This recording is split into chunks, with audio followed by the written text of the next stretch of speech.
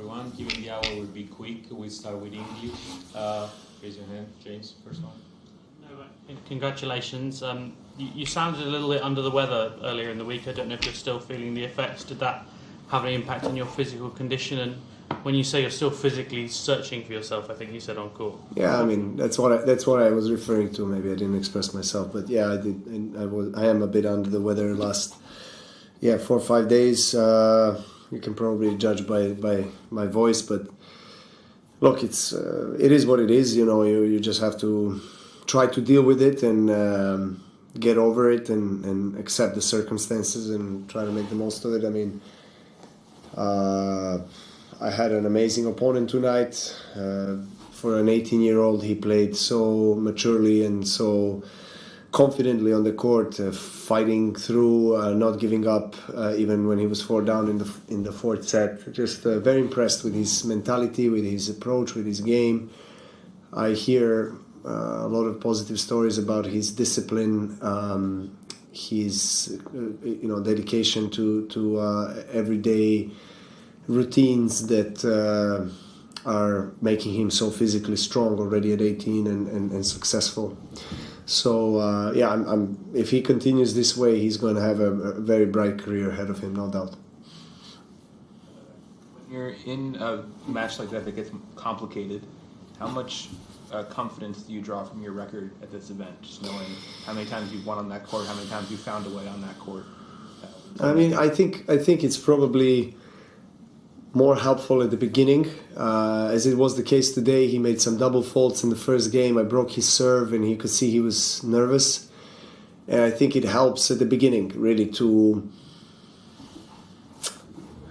kind of make your presence even bigger on the court when they're calling out the achievements and the scores and everything that you basically achieved on this tournament. I think it's impossible for players not to hear that and not to feel that. So, especially for a young player like him. But then I played one loose game in the second set, handed him the break, I rebroke, but I could feel that, you know, he's starting to feel more comfortable. He's not missing as much. It was some grueling rallies. I mean, very physical game. I mean, almost 4 hours for 4 sets. It felt at some point that I was playing myself in the mirror already.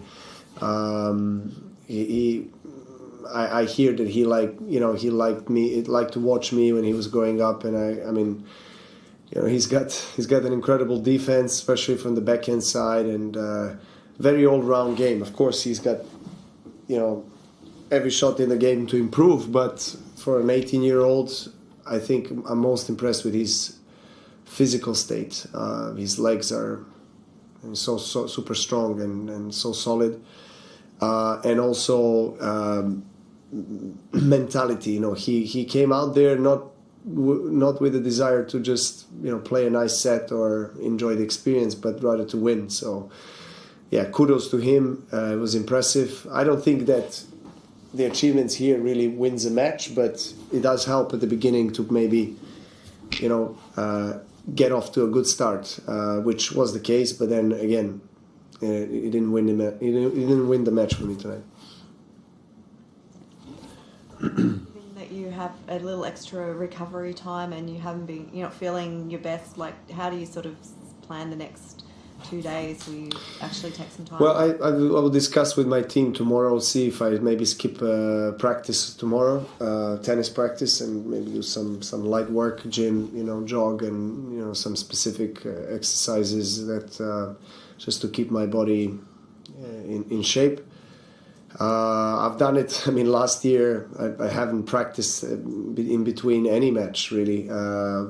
It was different circumstances because I was injured, but I think now with 2 days it's quite useful after playing 4 hour opening round. But so let's see how I wake up tomorrow, and then we'll play by ear. Last one in English. They're trying out a new policy of letting people from the crowd into the stadium between each game. I think I heard you make some comments about that. What are your thoughts about that? I did not know about that new policy or new rule. Look, I mean, I understand the motive behind it. You know, is to enhance improve the experience for fans, right? So we do play for fans. We want fans to have a great, thrilling experience of being out on the court.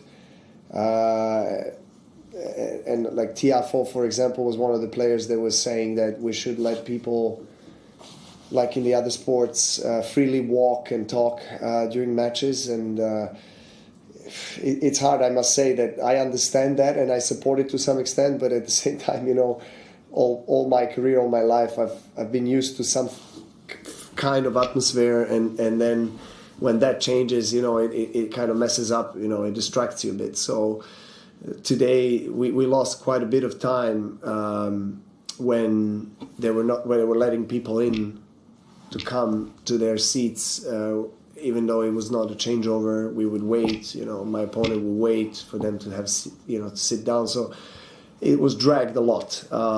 So I don't know if it's really the best rule, but I do understand that from a tournaments and fans perspective, it's probably better because they don't want to wait. They want to come out. They want to enjoy every single point. So I'm kind of divided between the two in a way.